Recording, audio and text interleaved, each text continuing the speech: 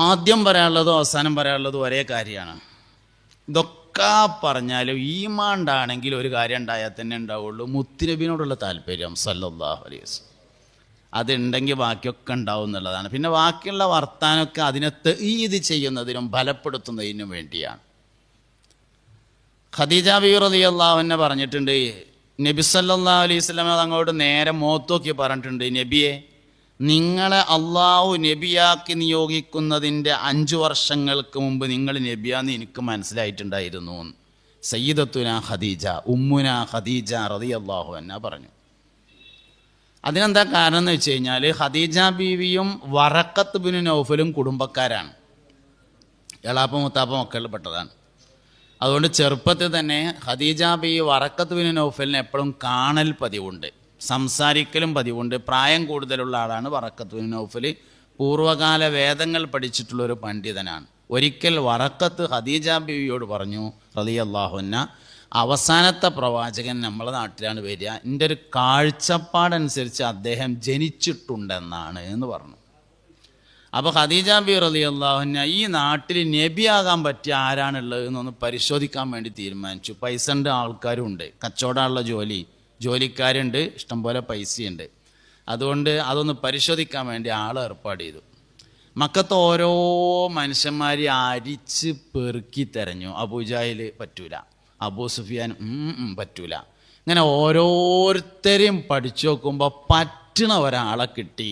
അബ്ദുൽ മുത്തലിബിൻ്റെ പേരക്കുട്ടി അബ്ദുള്ള റളിയല്ലാഹു അൻഹുവിൻ്റെ മകൻ മുഹമ്മദിനെ പറ്റും സല്ലല്ലാഹു അലൈഹി വസല്ലം എന്ന് മനസ്സിലായി. ഞാൻ ഒന്ന് ഉറപ്പിക്കാൻ എന്താ വേണ്ടതെന്ന് ഇങ്ങനെ ആലോചിച്ച് നടക്കുമ്പോൾ അബൂ താലിബിന് ഒരു ദിവസം വൈക്കെന്ന് കണ്ടു. അബൂ താലിബിനോട് പറഞ്ഞു, ഞാനിങ്ങനെ കച്ചവടത്തിന് ആൾക്കാരൊക്കെ പറഞ്ഞയക്കുമ്പോൾ കുറച്ച് പുതിയ ആൾക്കാരും കൂടിയും പറഞ്ഞയക്കണം എന്നൊരു ഉദ്ദേശമുണ്ട്. പറ്റുമെങ്കിൽ നിങ്ങളുടെ അഞ്ചൻ്റെ മകൻ അബ്ദുള്ളാൻ്റെ മകൻ മുഹമ്മദിനൊന്ന് പറഞ്ഞയച്ചാൽ സല്ലല്ലാഹു അലൈഹി വസല്ലം 2 ആണുങ്ങളെ കൂലി കൊടുത്തോളാറുണ്ട്. ഒരാണിൻ്റെ കൂലിയാണ് സ്ഥിരം കൊടുക്കുക, ഇത് 2 എണ്ണം കൊടുത്തോളാറുണ്ട്. അബൂ താലിബ് വീട്ടിൽ ചെന്നിട്ട് നബി തങ്ങളോട് പറഞ്ഞു സല്ലല്ലാഹു അലൈഹി വസല്ലം, മോനെ, ഖദീജ ഇങ്ങനെ കച്ചവടത്തിന് ആളൊക്കെ പറഞ്ഞയക്കുന്നുണ്ട്, പുതിയ ആൾക്കാരൊക്കെ എടുക്കുന്നുണ്ട്, എനിക്ക് പറ്റുമെങ്കിൽ ഒന്ന് പോയാൽ നമുക്ക് എന്തെങ്കിലുമൊക്കെ കിട്ടുകയാണെങ്കിൽ ഒജീനം കഴിക്കാമല്ലോ. ഈ അബൂ താലിബ് സന്താനങ്ങൾ അധികരിച്ച ആളും സമ്പത്ത് കുറഞ്ഞ ആളുമാണെന്ന് നമ്മുടെ മദ്രസയിലെ പാഠപുസ്തകത്തിലുണ്ട്. ഒരുപാട് സന്താനങ്ങളുണ്ട്, മക്കളും പേരക്കുട്ടികളായിട്ട് പേര നിറച്ച ആൾക്കാരുണ്ട്. തമാശക്ക് പറയലുണ്ട്, ഒരു സ്കൂൾ തുടങ്ങാനുള്ള ആൾക്കാർ പേരെ തന്നെ ഉണ്ട്. എന്നാൽ സമ്പത്ത് അതിനനുസരിച്ചില്ല, കുറവാണ്. അപ്പോൾ അതുകൊണ്ട് എന്തെങ്കിലുമൊക്കെ ഒരു വരുമാനം കിട്ടുകയാണെങ്കിൽ ഒരു ഉഷാറാണ് എന്നുള്ള നിലയിൽ മുഹമ്മദിനോട് പറഞ്ഞു സല്ലല്ലാഹു അലൈഹി വസല്ലം. നബി തങ്ങളത് കേട്ടേക്ക് നിന്നാൽ ഒന്ന് പോയി നോക്കാൻ എഴുതിയിട്ട് അങ്ങനെ ഖദീജ ബീവിനെ കാണാൻ വേണ്ടി പോയപ്പോൾ തട്ടുള്ള പേരെയാണ് അക്കാലത്ത് ഖദീജ ബീവി റളിയല്ലാഹു അൻഹയുടെ പേര. ഖദീജ ബീവിൻ്റെ പേരൻ്റെ മേലെ, തട്ടിൻ്റെ മേലെ മച്ചിലിരുന്ന് നബി തങ്ങൾ വരുന്നത് കണ്ടപ്പോൾ സന്തോഷമായി. അങ്ങനെ ഇൻ്റർവ്യൂ ഇല്ലാതെ സെലക്ഷൻ കൊടുത്തു, ചോദിക്കാനും പറയാനൊന്നുമില്ല, അപ്പം തന്നെ തിരഞ്ഞെടുത്തു. അങ്ങനെ നബി തങ്ങൾ കച്ചവടത്തിന് പോവുകയാണ് സല്ലല്ലാഹു അലൈഹി വസല്ലം. കച്ചവടത്തിന് പോകുമ്പോൾ മൈസറത്തിനെയും കൂടെ ഏർപ്പാട് ചെയ്തിട്ടുണ്ട് അഡീഷണലായിട്ട്. സാധാരണ പോണ ആൾക്കാരൊക്കെ വേറെ ഉണ്ട് കേട്ടോ. നബി തങ്ങളും കച്ചവടം ചെയ്യണ്ട, മൈസറത്തും കച്ചവടം ചെയ്യണ്ട. നബി തങ്ങൾക്ക് മൊത്തത്തിലൊരു നേതൃത്വം കൊടുത്താൽ മതി, നിർദ്ദേശങ്ങളൊക്കെ കൊടുത്താൽ മതി. കച്ചവടം ചെയ്യാൻ എല്ലാ പ്രാവശ്യവും പോണ ആൾക്കാരൊക്കെ ഒപ്പം പോരുന്നുണ്ട്, ഓരോ ഒഴിവാക്കിയിട്ട് നബിനാക്കിയതല്ല സല്ലല്ലാഹു അലൈഹി വസല്ലം. മൈസറത്തിനുള്ള ഡ്യൂട്ടി എന്താ? മൈസറത്ത് ആണാണ് കേട്ടോ. അവസാനം എന്ന് കണ്ടുകൊണ്ട് പെണ്ണാന്ന് ചില കുട്ടിയൊക്കെ തോന്നലുണ്ട്, ആണാണ്. ഹംസത്ത് എന്നൊക്കെ പറഞ്ഞ ആണ് തന്നെയാണല്ലോ, അതേമാതിരി. അപ്പം മൈസറത്തിനുള്ള ജോലി എന്താ വെച്ചാൽ, ഈ യാത്രയിൽ എന്തെങ്കിലും അത്ഭുത സംഭവങ്ങൾ ഉണ്ടാകുന്നുണ്ടോ എന്ന് പ്രത്യേകം നോക്കി മനസ്സിലാക്കിയിട്ട് വള്ളിപുള്ളി വ്യത്യാസമില്ലാതെ തിരിച്ചു വന്നാൽ ഖദീജ ബീവിക്ക് പറഞ്ഞു കൊടുക്കുന്ന ഡയറി എഴുത്താണ് ഇവരുടെ ജോലി. അതാണ് ഏൽപ്പിച്ചിട്ടുള്ളത്. അങ്ങനെ ഒപ്പം അങ്ങനെ പോവുകയാണ്. പോകുമ്പോൾ യാത്രയിൽ അത്ഭുതങ്ങൾ മാത്രമേ ഉള്ളൂ. മേഘങ്ങൾ നിഴലിട്ട് കൊടുക്കുക, നബി നടക്കണേന് സല്ലല്ലാഹു അലൈഹി വസല്ലം അനുസരിച്ച് മേഘങ്ങൾ ഇങ്ങനെ പോവുക. മരച്ചോട്ടിൽ വിശ്രമിക്കാനിരുന്നപ്പോൾ പുരോഹിതൻ വന്ന് ഇത് അവസാന പ്രവാചകനാണെന്നറിയിക്കുക. 2 വളരെ അത്ഭുതകരമായ സംഭവങ്ങൾ കച്ചവടമായിട്ട് ബന്ധപ്പെട്ടുണ്ടായി എന്നാണ്.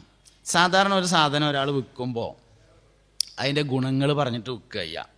നബി സല്ലല്ലാഹു അലൈഹി വസല്ലം തങ്ങളുടെ കച്ചവടം അതിൻ്റെ ദോഷം പറഞ്ഞിട്ടാണ് വിറ്റത്. ഇപ്പം നമ്മൾ ഈ ഫോണ് കച്ചവടമാക്കുകയാണെങ്കിൽ ഇതിൻ്റെ ഗുണമാണല്ലോ പറയുക. ഇതിങ്ങനെ S24 എന്ന് പറയുന്ന ഫോണാണ്, ഇത് ഐഫോണിൻ്റെ നേരെ അഞ്ചനാണ്, ഒരേ പെരയിലാണ് താമസം എന്നൊക്കെ പറഞ്ഞിട്ട് അങ്ങനെ ഇതിൻ്റെ ഗുണമാണ് പറഞ്ഞിട്ടാണ് ഇത് കൊടുക്കുക. അങ്ങനെയാണ് സാധാരണ ഒരു കച്ചവടം. നബി സല്ലല്ലാഹു അലൈഹി വസല്ലം നേരെ ഓപ്പോസിറ്റാണ് പറഞ്ഞത്. ഇതിൻ്റെ ഹീറ്റ് കൺട്രോൾ ചെയ്യുന്ന കോയിൽ അലൂമിനിയം ആയതുകൊണ്ട് ഇത് വേഗം ചൂടാവും, നിങ്ങൾക്ക് വേണമെങ്കിൽ വാങ്ങിയാൽ മതി എന്നുള്ളതാണ്. അങ്ങനെ ഇതിൻ്റെ കൊണ്ടോണ സാധനങ്ങളുടെ നെഗറ്റീവ് പറഞ്ഞിട്ടാണ് കച്ചവടം. എന്നിട്ട് അതാണ് ഒരത്ഭുതം. രണ്ടാമത്തെ അത്ഭുതം, അങ്ങനെ പറഞ്ഞ് വിറ്റിട്ട് തന്നെ മാർക്കറ്റിലെത്തുന്നതിൻ്റെ മുമ്പ് സാധനം കഴിഞ്ഞു. വൈക്കം തന്നെ കച്ചവടമായി എന്നർത്ഥം. കൊണ്ടുപോയ സാധനങ്ങൾ ചന്തയിലെത്തുന്നതിൻ്റെ മുമ്പ് തീർന്നതിനാൽ കയ്യിലുണ്ടായിരുന്ന പൈസക്ക് മക്കത്തില്ലാത്ത സാധനം അവിടെ നിന്ന് ഇങ്ങോട്ട് വാങ്ങി. എന്നിട്ട് ആദ്യമായിട്ട് നാട്ടിലേക്ക് ഇങ്ങോട്ട് പോന്നു. അങ്ങനെ നാട്ടിലെത്തിയപ്പോഴേക്ക് ഈ സാധനം വിറ്റ് തീർന്നതിനാൽ വർദ്ധിച്ച ലാഭം ലഭിച്ചു. ഖദീജ ബീവി പറഞ്ഞതിൻ്റെ ഇരട്ടി ശമ്പളം കൊടുത്തു. ആദ്യം പറഞ്ഞതിൻ്റെ ഇരട്ടിയാണ് കൊടുത്തത്, അതിൻ്റെ ഇരട്ടിയാണ്. ഈ വിവരം മുഴുവനും മൈസറത്ത് ഖദീജ ബീവിയോട് പറഞ്ഞപ്പോൾ ഉറപ്പായി ഇത് നമ്മളെ തരുന്ന ആൾ തന്നെയാണ് എന്ന്. സ്വാഭാവികമാണ്, നുബുവത്തിൻ്റെ നൂറാനിയത്ത് ഒരാളിൽ കണ്ടാൽ അയാൾക്ക് ശരീരവും മനസ്സും സമ്പത്തും അർപ്പിക്കണമെന്ന തീരുമാനം ഉണ്ടാവും എന്നുള്ളത് സ്വാഭാവികമാണ്. അത് ഖദീജ ബീവിക്ക് ഉണ്ടായതാണ് കല്യാണാലോചന.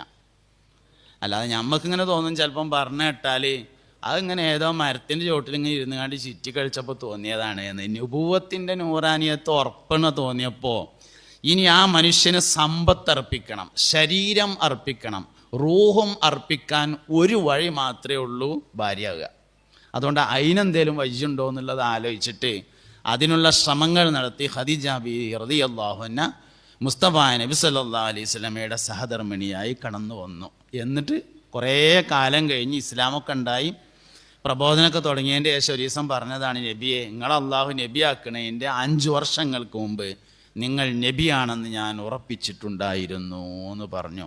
മുഹമ്മദ് നബി കൽബിൽ കയറുന്നതിൻ്റെ പേരാണ് ശരിക്കും ഈമാൻ എന്ന് പറഞ്ഞത്. അതണ്ട് കയറിയിട്ടുണ്ടോ ഈമാൻ അവിടെ നിൽക്കും. അപ്പോൾ ബാക്കിയുള്ള പഠനങ്ങളൊക്കെ നമ്മൾ പഠിക്കേണ്ടത് തന്നെയാണ്. സംവാദങ്ങൾ വളരെ നല്ല തന്നെയാണ്, കുഴപ്പമൊന്നുമില്ല. പക്ഷെ സംവാദം കൊണ്ട് ആരും ഇസ്ലാമിക്ക് വരുമൊന്നുമില്ല. ഉള്ളവർക്ക് ഉറക്കാൻ പറ്റും, ഉള്ള ആൾക്കാർക്ക് ഈമാൻ ഉറക്കാൻ വേണ്ടിയിട്ട് അതുകൊണ്ട് പറ്റും. അതേസമയത്ത് ആവശ്യമുള്ള തന്നെയാണ്, നമ്മളതിനെ മോശമാക്കൊന്നും വേണ്ട.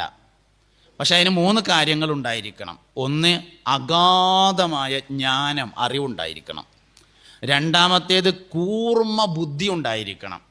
മൂന്നാമത്തേത് ഇന്നത്തെ കാലത്തൊക്കെ സംവാദം നടത്തണമെങ്കിൽ അത്യാവശ്യം പൈസയും കൂടി വേണം, എന്നാലേ നടക്കുള്ളൂ. അങ്ങനെ 3 കാര്യങ്ങൾ അതിനുണ്ടായിരിക്കണം. വേണ്ട തന്നെയാണ്, വളരെ ഉഷാറാണ്. സംവാദം നടക്കണമെങ്കിൽ ആദ്യം വാദം ഉണ്ടാവണം, അല്ലാതെ സംവാദം നടക്കില്ലല്ലോ. വാദം ഉണ്ടെങ്കിലാണ് സംവാദം നടക്കുക. ഒരാൾ ഇപ്പോൾ പകലാണെന്ന് വാദിക്കുന്നു, വേറൊരാൾ അല്ല ഇപ്പോൾ രാത്രിയാണെന്ന് വാദിക്കുന്നു. ഒരേ സാധനത്തിൽ 2 വാദം ഉണ്ടെങ്കിൽ ഒരാൾ അള്ളാഹു ഉണ്ട് എന്ന് വാദിക്കുന്നു, ഒരാൾ അള്ളാഹു ഇല്ല എന്ന് വാദിക്കുന്നു, സംവാദം ഉണ്ടാവും. ഒരാൾ അള്ളാഹു ഉണ്ട് എന്ന് വാദിക്കുന്നു, മറ്റൊരാൾ അള്ളാഹു ഉണ്ടോ ഇല്ലയെന്ന് അറിയില്ല എന്ന് പറഞ്ഞാൽ സംവാദം നടക്കൂല. ഒരു വാദവും അതിനൊരു എതിർവാദവും ഉണ്ടാകുന്ന സമയത്ത് മാത്രമാണ് സംവാദം നടക്കുക. അല്ലെങ്കിൽ വെറുതെ കൊണ്ട് വർത്തമാനം പറയാൻ പോയിട്ട് ഒരു കാര്യമില്ല എന്നുള്ളതാണ്. പേര് മാറിയതുകൊണ്ടും സംവാദം നടക്കൂല. ഇപ്പോൾ അത് പകലാണ്, വേറൊരാൾ പറഞ്ഞു അല്ല രാത്രിയാണ് എന്ന്. അപ്പം നമ്മൾ പറഞ്ഞു, കണ്ടില്ലടാ ലൈറ്റ് കണ്ടില്ലേ, അതന്നെയല്ലേ ഞാൻ പറഞ്ഞത് രാത്രിയാണെന്ന്. എന്നാണ് ഓൻ പറഞ്ഞത്, സംവാദം നടക്കൂല. അപ്പം നമ്മൾ അവനോട് പറഞ്ഞു, ആൾക്കാരൊക്കെ ഇരിക്കുന്നത് നമുക്കിങ്ങനെ കാണാണ്ടല്ലോ, ഇവിടെ കാര്യം എന്ന് വെച്ച് നോക്കാറുണ്ട്. അപ്പോൾ അവൻ പറഞ്ഞു, അതന്നെ, അതുകൊണ്ട് തന്നെയല്ലേ ഞാൻ രാത്രിയാന്ന് പറഞ്ഞത് എന്നാണ്. അപ്പോൾ ഓൻ എന്താ സംഭവിച്ചാൽ പേര് മാറിയതാണ്. നമ്മൾ പകല് നിട്ടതിൻ്റെ പേര് ഓന് രാത്രി നിട്ടതാണ്. അതിമഞ്ഞ് സംവാദം നടക്കൂല. അങ്ങനെയെങ്കിൽ അങ്ങനെയെന്ന് പറയാനേ പിന്നെ അതിൽ നടക്കുള്ളൂ. ഒരാൾ പറഞ്ഞു ഇങ്ങനെ ഇതൊക്കെ ഉണ്ടല്ലോ, ഇതിന് അള്ളയാണ് എന്ന് പറഞ്ഞു.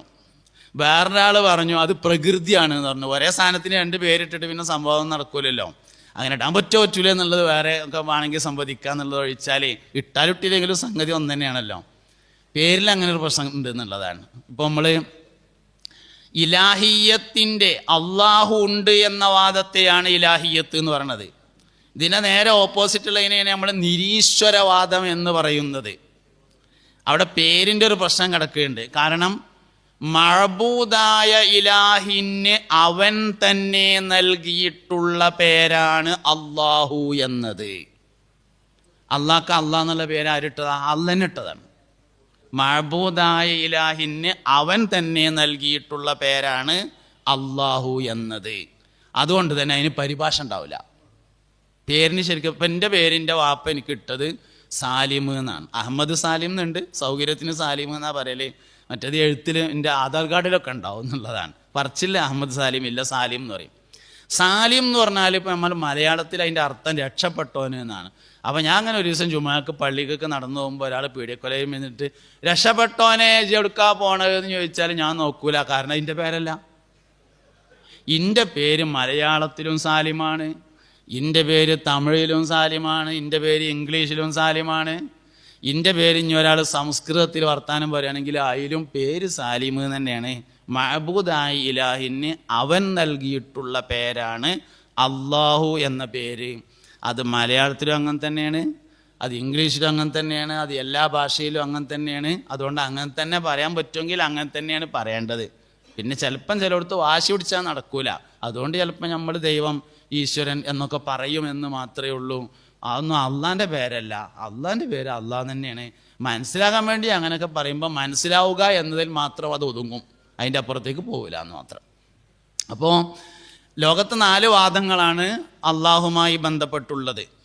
ഒന്ന്, അള്ളാഹു ഉണ്ട്, അവൻ ഏകനാകുന്നു, എല്ലാറ്റിനും കഴിവുള്ളവനാകുന്നു എന്ന വാദത്തെയാണ് ഇലാഹിയത്ത് എന്ന് പറയുന്നത്. രണ്ടാമത്തെ വാദം ഇനാദിയത്ത് എന്ന് പറഞ്ഞതാണ്. ഇതിന് നേരെ ഓപ്പോസിറ്റാണ്. ഇനാദിയത്ത് എന്ന് പറഞ്ഞാൽ നിരീശ്വരവാദം, അള്ളാഹു ഇല്ല എന്ന വാദമാണ് ഇനാദിയത്ത്. മൂന്നാമത്തെ ഒരു വാദമുണ്ട്, അതിന് ലാ അദിരിയത്ത് എന്ന് പറയും. ഉണ്ടോ ഇല്ല എന്നുള്ളത് അറിയില്ല, ഉണ്ടായാലും കുഴപ്പമില്ല ഇല്ലെങ്കിലും കുഴപ്പമില്ല, അങ്ങനത്തെ ഒരു കൂട്ടര്. അതാണ് ലാ അദിരിയത്ത് എന്ന് പറഞ്ഞത്. നാലാമത്തെ ഒരു വാദമുണ്ട്, അതിന് ഇന്ദിയത്ത് എന്ന് പറയും. ഇന്ദിയത്ത് എന്ന് പറഞ്ഞാൽ അവനാന് പോയിച്ച മാതിരിയൊക്കെ അവനാൻ പറയാം, അവനാന് തോന്നിയ മാതിരിയൊക്കെ പറയാം. അതിനാണ് ഇന്ദിയത്ത് എന്ന് പറഞ്ഞത്. അതിൽ വളരെ കടന്ന വാദങ്ങളൊക്കെ ഉണ്ട്. ഒരാൾക്ക് എന്താണോ മനസ്സിലായത് അത് തന്നെയാകുന്നു അവൻ്റെ ദൈവം എന്നൊക്കെ പറയും. അതിലൊക്കെ പറയുന്ന പേരാണ് ഇന്ദിയത്ത് എന്ന് പറയുന്നത്. ഇങ്ങനെ 4 വാദങ്ങളാണ് ഈ വിഷയവുമായി ബന്ധപ്പെട്ടിട്ടുള്ളത്. ഇതിൽ സംസാരം എല്ലാവരേറ്റും നടക്കും, അതേസമയത്ത് സംവാദം ഇനാദിയത്തുമായിട്ടാണ് നടക്കുക. ഇലാഹിയത്തിൻ്റെ നേരെ ഓപ്പോസിറ്റുള്ള ഇനാദിയത്ത് എന്ന് പറയുന്ന കൂട്ടരായിട്ടാണ് നടക്കുക. അപ്പോൾ ഒരേ വിഷയത്തിൽ തന്നെ 2 വാദങ്ങൾ ഉണ്ടാകുമ്പോഴാണ് അതിൽ സംവാദം സാധ്യമാകുന്നത്. അപ്പം നമ്മളെ വാദം ഇപ്പോൾ ഈ വിഷയം ഏത് വിഷയം എടുത്താലും, നിരീശ്വരവാദം എടുത്താലും, യുക്തിവാദം എടുത്താലും, ലിബറലിസം എടുത്താലും, എങ്ങനെ എന്തെടുത്താലും ആദ്യം 3 കാര്യങ്ങളാണ് ഏത് വിഷയത്തിലും പഠിക്കേണ്ടത്. 3 കാര്യങ്ങളാണ്. എന്താണ് ആ സംഭവം? അതാണ് ഒരു കാര്യം. അപ്പോൾ ഖലാ ഖദറിലെ വിശ്വാസമാണെങ്കിൽ 3 കാര്യങ്ങളാണ്. എന്താണ് ഖലാ ഖദറിലെ വിശ്വാസം? 2, എന്തിനാണ് അങ്ങനെ വിശ്വസിക്കുന്നത്? അതാണ് രണ്ടാമത്തേത്. മൂന്നാമത്തേത്, ഇതിനെതിരെയുള്ള വിമർശനങ്ങൾക്ക് മറുപടി എന്താണ്? നമ്മൾ മൂന്നാമത്തതാണ് ആദ്യം പഠിക്കുക. തന്നെയാണ് നമ്മളെ കുഴപ്പം.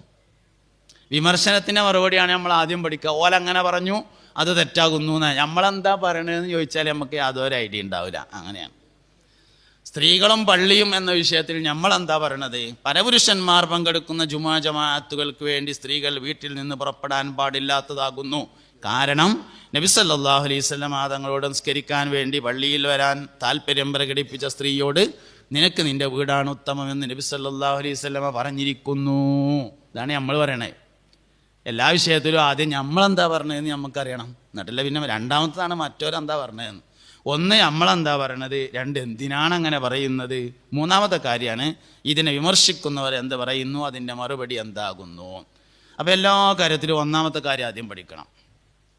ഇലാഹിയത്ത് എന്നാൽ എന്താണ്, എന്നിട്ട് ബാക്കിയുള്ളത്. അതുപോലെ ഓരോന്നും പഠിക്കുമ്പോൾ നിരീശ്വരവാദം പഠിക്കുമ്പോൾ നിരീശ്വരവാദം എന്നാൽ എന്താകുന്നു, യുക്തിവാദം പഠിക്കുമ്പോൾ യുക്തിവാദം എന്നാൽ എന്താണ്, ലിബറലിസം എന്നാൽ എന്താണ്, ഇങ്ങനെ ഓരോ സാധനവും എന്താണ് എന്നാണ് ആദ്യം പഠിക്കേണ്ടത്. നിരീശ്വരവാദം എന്ന് പറഞ്ഞാൽ ഈശ്വരൻ ഇല്ല എന്ന വാദമാണ് നിരീശ്വരവാദം. ഇതിൻ്റെ നേരെ ഓപ്പോസിറ്റ് ഇലാഹിയത്ത്, അള്ളാഹു ഉണ്ട് എന്ന വാദമാണ് ഇലാഹിയത്ത് എന്ന് പറയുന്നത്. അള്ളാഹു ഉണ്ട് എന്ന് പറഞ്ഞാൽ എങ്ങനെയുണ്ട്? അള്ളാഹു വാജിബാണ്, ഉണ്ടാകൽ വാജിബായതിനാൽ ഉണ്ട്. അള്ളാഹു മൗജൂദുൻ ഖദീമുൻ ബാഖി മുഖാലിഫുൽ ലിൽ ഖൽഖി ബിൽ ഇത്ലാഖ്. ഏറ്റവും അടിസ്ഥാനപരമായ വിശ്വാസങ്ങൾ ഈ കാര്യങ്ങളാണ്. 1, അള്ളാഹു മൗജൂദുൻ. 2, ഖദീമുൻ ബാഖി, അത് രണ്ടും കൂടി ഒന്നാണ്. മൂന്നാമത്തേത് മുഖാലിഫുൽ ലിൽ ഖൽഖി ബിൽ ഇത്ലാഖ്, ഇത് ഒന്നുമാണ്. അങ്ങനെ 4 എന്നും വേണമെങ്കിൽ പറയാം, അല്ലെങ്കിൽ 3 എന്നും പറയാം. ഖദീമും ബാക്കിയും കൂടി ഒന്നാക്കിയിട്ടും പറയാം, വേറെ ആക്കിയിട്ടും പറയാം. അഹ്മദ് അൽ മർസൂഖി റളിയല്ലാഹു അൻഹുവിൻ്റെ പാട്ടാണ് അല്ലാഹു മൗജൂദുൻ ഖദീമും ബാക്കി. ചെറിയ കുട്ടികളായ നമ്മളെ സമയത്ത് വരെ മദ്രസയിലെ പാഠപുസ്തകത്തിലൊക്കെ ഉണ്ടായിരുന്നു. അല്ലാഹു മൗജൂദുൻ ഖദീമും ബാക്കി മുഖാലിഫുൽ ലിൽ ഖൽഖി ബിൽ ഇത്ലാഖി വഖായിമുൻ ഗാനി വവാഹീദുൻ വഹൈ ഖാദിർ മുരീദുൻ അലിമുൻ ബികുല്ലി ഷൈ സമീഉനിൽ ബാസിറു വൽ മുതകല്ലിമു ലഹു സിഫാത്തുൻ സബഅത്തുൻ തന്തളിമു. അഹ്മദ് അൽ മർസൂഖി കണ്ണ് കാണാത്ത ആളായിരുന്നു, 2 കണ്ണും കാണാത്ത ആളാണ്. വലിയ സൂഫിയായ മനുഷ്യനാണ്. അദ്ദേഹം ഒരിക്കൽ ഉറക്കത്തിൽ മുത്തുനബിയെ കണ്ടു സല്ലല്ലാഹു അലൈഹി വസല്ലം. ഉറക്കത്ത് കാണാൻ കണ്ണു വേണ്ടാന്ന് മനസ്സിലാവും. അപ്പം നമുക്ക് ഉറക്കത്ത് കാണാൻ കണ്ണു വേണ്ട, ചിലപ്പോൾ നമുക്ക് കാണാത്തതിൻ്റെ കാരണം കണ്ണുണ്ടായതേ ഇക്കാരം എന്നൊക്കെ തോന്നും. അങ്ങനെയാണ്. അഹ്മദ് അൽ മർസൂഖി ഏതായാലും കണ്ണ് കാണാത്ത ആളാണ്. ഉറക്കത്തിൽ കണ്ണ് കാണാത്ത കുറേ ആൾക്കാർ നമ്മൾ താരീഖിൽ പഠിച്ചാൽ കിട്ടും. അബുൽ ഹസൻ അലിയിനി ഷാദുലി റളിയല്ലാഹു അൻഹു, ഷാദുലി തരീഖത്തിൻ്റെ 1ാം കണ്ണിയായ അബുൽ ഹസൻ അലിയിനി ഷാദുലി റളിയല്ലാഹു അൻഹു ജീവിതത്തിൻ്റെ ഒരു ആദ്യ ഭാഗം പിന്നിട്ടതിന് ശേഷം കണ്ണിൻ്റെ കാഴ്ച മുഴുവനായിട്ട് നഷ്ടപ്പെട്ടു. ഇമാം ബുഖാരി റളിയല്ലാഹു അൻഹു നേരെ ഓപ്പോസിറ്റാണ്. ജീവിതത്തിൻ്റെ ആദ്യ കാലഘട്ടത്തിൽ കാഴ്ച ഉണ്ടായിരുന്നില്ല, പിന്നീട് കാഴ്ച വന്നു. അങ്ങനെ ചരിത്രത്തിൽ പലതും ഉണ്ടാവും. എന്തുകൊണ്ട് ആദ്യഘട്ടം പിന്നിട്ട് പിന്നീട് കാഴ്ച നഷ്ടപ്പെട്ടു എന്നതിൻ്റെ ഉത്തരം സ്വർഗത്തിലാദ്യം റബ്ബിനെ കാണുന്നത് കണ്ണിന് കാഴ്ച നശിച്ചവൻ തന്നെയാണത് എന്നാണ്. കണ്ണിന് കാഴ്ചയില്ലാത്തവരാണ് സ്വർഗത്തിലാദ്യം അള്ളാഹുവിനെ കാണുക എന്നാണ്. അപ്പോൾ അഹ്മദ് അൽ മർസൂഖി കണ്ണ് കാണാത്ത ആളായിരുന്നു. മുസ്തഫായ നബി സല്ലല്ലാഹു അലൈഹി വസല്ലം തങ്ങൾ ഒരു ദിവസം ഉറക്കത്തിൽ കണ്ടു. കൂടെ സഹാബത്തൊക്കെ ഉണ്ട്, അബൂബക്കർ സിദ്ദീഖ് റളിയല്ലാഹു അൻഹു, ഉമർ ഖത്താബ് എല്ലാവരും ഉണ്ട്. നബി തങ്ങൾ അഹ്മദ് അൽ മർസൂഖിയോട് പറഞ്ഞു, മർസൂഖി, സാധാരണ മനുഷ്യന്മാരുടെ ഈമാനിന് കുഴപ്പമില്ലാതിരിക്കാൻ പറ്റുന്ന ഒരു പാട്ടെന്താ നിങ്ങൾക്ക് പാടിയാൽ എന്ന് ചോദിച്ചു. അല്ല, അഹ്മദ് അൽ മർസൂഖി പറഞ്ഞു, നബിയെ എനിക്കങ്ങനെ പാട്ടൊന്നും പാടാൻ അറിയില്ലല്ലോ പറഞ്ഞു. അതിൽ കൂടെ ഉണ്ടായിരുന്ന സഹാബത്ത് പറഞ്ഞു, അറിയില്ല എന്നൊന്നും പറയണ്ടടാ, മുണ്ടാതെ നിന്നാൽ മതി പറഞ്ഞു. അതല്ലോ വലിയൊരു നിലപാടിൽ വെച്ച ഏറ്റവും വലിയ നിലപാട് മുണ്ടാതിരിക്കുക എന്നുള്ള നിലപാടാണ്. അതുകൊണ്ട് മുണ്ടാതിരുന്നാൽ മതിയായിരുന്നു. അപ്പം മൂപ്പര് മുണ്ടാതെന്നപ്പോൾ നബി തങ്ങൾ അരവരി പാടിക്കൊടുത്തു എന്നാണ്. മുസ്തഫാ നബി സല്ലല്ലാഹു അലൈഹി വസല്ലം തങ്ങൾ ജീവിതത്തിലൊരിക്കലും ഒരു വരി പാട്ട് മുഴുവൻ പാടിയിട്ടില്ല. പാട്ട് കേൾക്കലുണ്ട്, പാട്ടിനെക്കുറിച്ച് അഭിപ്രായം പറയലുണ്ട്, അരവരി പറയലുണ്ട്. അങ്ങനെയാണ്. ഇങ്ങോട്ടല്ലല്ലോ, അല്ല, മോട്ടർ ഇടാനാണ്. അപ്പോൾ ഏതായാലും നമ്മളെ കൊണ്ട് നടക്കില്ല. അപ്പം എന്താ വെച്ചാൽ പിന്നെ സ്വിച്ച് എവിടെയെന്ന് അറിയില്ല എന്നല്ല, അല്ല ചെയ്യൂല എന്നല്ല. അപ്പം പിന്നെ എന്തായാലും പിന്നെ നബി സല്ലല്ലാഹു അലൈഹി വസല്ലം തങ്ങൾ പാട്ടിനെക്കുറിച്ചുള്ള അഭിപ്രായങ്ങൾ ധാരാളം പറഞ്ഞിട്ടുണ്ട്. പല കവിതകളെ കുറിച്ച് അഭിപ്രായം പറഞ്ഞിട്ടുണ്ട്. പാട്ട് കേൾക്കലുണ്ട്, സ്ഥിരമല്ല കേട്ടോ, എപ്പോഴും പാട്ട് കേൾക്കൊന്നുമില്ല. എന്നാലും നബി തങ്ങൾ സല്ലല്ലാഹു അലൈഹി വസല്ലം പാട്ട് കേൾക്കുകയും പാട്ട് ആസ്വദിക്കുകയും ചെയ്യാറുണ്ട്. മുഴുവനായിട്ടും ഒരു പാട്ട് പാടിയിട്ടില്ല, അരവരിയാണ് പാടിയിട്ടുള്ളത്. പാട്ട് പാടിയ അമ്പിയാക്കൾ ഉണ്ടായിട്ടുണ്ട്. ദാവൂദ് നബി അലൈഹി ഇസ്ലാം പാട്ട് പാടിയിട്ടുണ്ട്. ദാവൂദ് നബി അലൈഹി ഇസ്ലാമിൻ്റെ വേദഗ്രന്ഥം പദ്യരൂപത്തിലുള്ളതായിരുന്നു. ഇഞ്ചീൽ, തൗറാത്ത്, സബൂർ, പഴയ നിയമവും പുതിയ നിയമവും. ഇഞ്ചീൽ നമ്മൾ അധികവും കാണാത്തതാണ്. അത് സംഭവം തൗറാത്തിൻ്റെ ബൈബിളിൻ്റെ കൂടെ തന്നെ ഉണ്ട്, അവസാന ഭാഗത്തുണ്ടാവും. അത് നമ്മൾ അധികം കേൾക്കാത്തതിൻ്റെ ഒരു കാരണം എന്താ വെച്ചാൽ ഇഞ്ചീലിൽ നിയമങ്ങളും താരീഖുകളും ഇല്ല എന്നുള്ളതാണ്. ഇഞ്ചീലിലൊരു നിയമമില്ല, ഇഞ്ചീലിൽ താരീഖുകളുമില്ല. ഇഞ്ചീലിൽ സ്തോത്രങ്ങളാണ്, അള്ളാഹുവിനെ സ്തുതിക്കുന്ന ചില പദ്യങ്ങളാണ്. അത് ശരിക്കും നമ്മൾ പിന്നെ ക്രിസ്ത്യാനികളും ജൂതന്മാരും ഒക്കെ ചെല്ലണത് കേൾക്കലുണ്ട്, പക്ഷെ അത് നമുക്ക് ഇഞ്ചീലാന്ന് മനസ്സിലായിട്ടില്ല എന്നേ ഉള്ളൂ. തിരുത്തലായാലും ഉണ്ടായിട്ടുണ്ട്, അതാണ് ഇഞ്ചീൽ പറഞ്ഞത്. അപ്പോൾ ഇഞ്ചീൽ പദ്യരൂപത്തിലുള്ളതാണ്. ദാവൂദ് നബി അലൈഹി ഇസ്ലാം അത് പാടാറുണ്ടായിരുന്നു. നബി സല്ലല്ലാഹു അലൈഹി വസല്ലം തങ്ങൾ പാടിയിട്ടില്ല, അരവരി. അപ്പം ഇങ്ങനെ അരവരി പാടിക്കൊടുത്തു. അൽഹംദു അബ്ദഉ ബിസ്മില്ലാഹി വറഹ്മാനി, അതാണ് അരവരി. അപ്പം അഹ്മദ് അൽ മർസൂഖി അത് ഏറ്റു ചൊല്ലി. അബ്ദഉ ബിസ്മില്ലാഹി, അതിനാണ് ഈ ഏറ്റു ചൊല്ലുക എന്നുള്ള സാധനം വരുന്നത്. അഹ്മദ് ഒരാളൊരു കാര്യം പറഞ്ഞു കൊടുത്താൽ അത് അതേമാതിരി പറയാം. താലീമിലെ ഏറ്റവും പ്രധാനപ്പെട്ട ഭാഗമാണത്. നിസ്കാരത്തിൻ്റെ ഫർളുകൾ 14 ആകുന്നു. 1 എന്ന് പറയുമ്പോൾ നിൽക്കാൻ കഴിയുന്നവൻ നിൽക്കുക എന്നങ്ങനെ പറയാൻ പാടില്ല. പിന്നെ 1 കൂട്ടി പറയണം. 1 നിൽക്കാൻ കഴിയുന്നവൻ നിൽക്കുക. കുട്ടികളെ അങ്ങനെ തന്നെ പഠിപ്പിക്കണം. താലീമിലെ ഏറ്റവും പ്രധാനപ്പെട്ട ഒരു ഭാഗമാണ് ഏറ്റു പറയൽ. അപ്പോൾ അഹ്മദ് അൽ മർസൂഖി റളിയല്ലാഹു അൻഹു അത് ഏറ്റു ചൊല്ലി. അബ്ദഉ ബിസ്മില്ലാഹി വറഹ്മാനി, ആ അരവരി ഏറ്റു ചൊല്ലിയപ്പോൾ മൂപ്പർക്ക് സ്വന്തമായിട്ടൊരു കവിത വരികയാണ് അതിൻ്റെ ബാക്കി.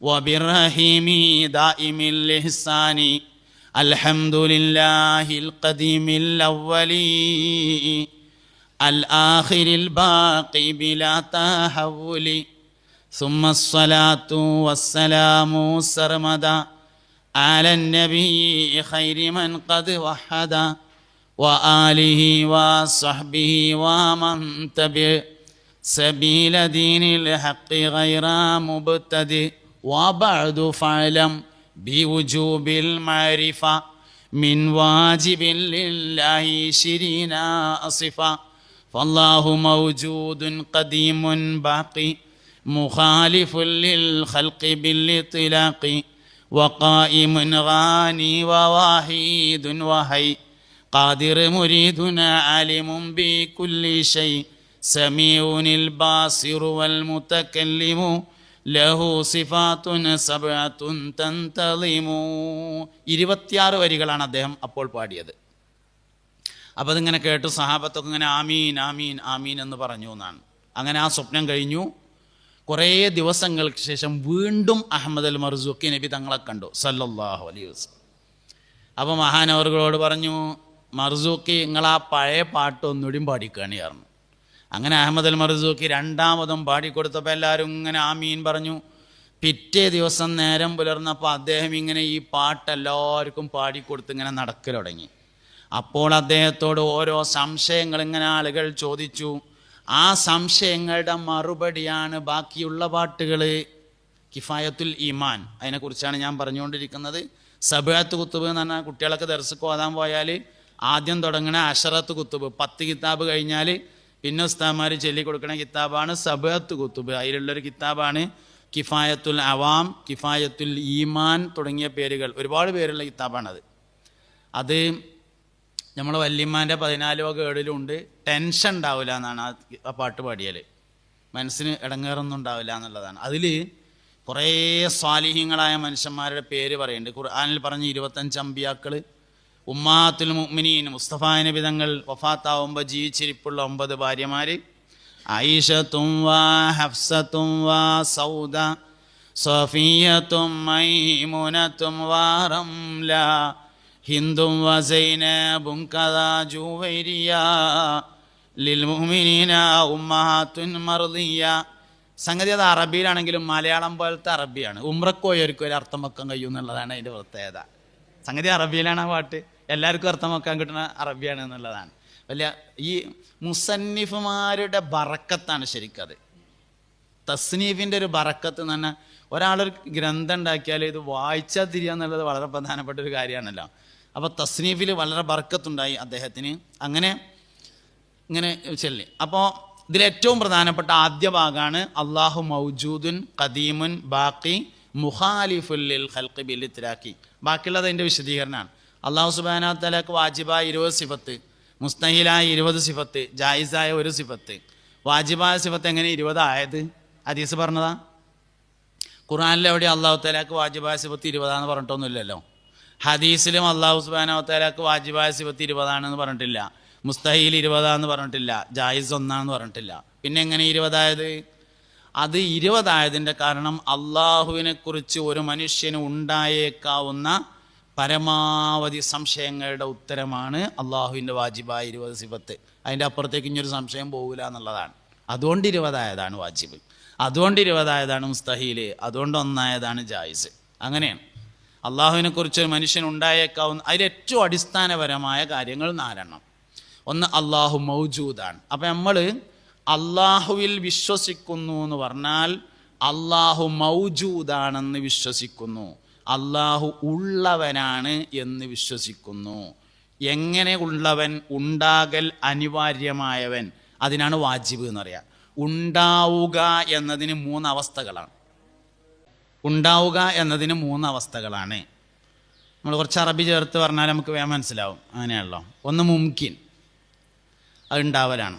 2 മുഹാൽ, അതുണ്ടാവലാണ്. 3 വാജിബ്, അതുണ്ടാവലാണ്. മുംകിൻ എന്ന് പറഞ്ഞാൽ ഉണ്ടാവാനും ഇല്ലാതിരിക്കാനും സാധ്യതയുണ്ടാകുന്ന ഉണ്ടാവലാണ്. അതാണ് മുംകിൻ. ഉണ്ടാവാനും ഇല്ലാതിരിക്കാനും സാധ്യതയുണ്ട്.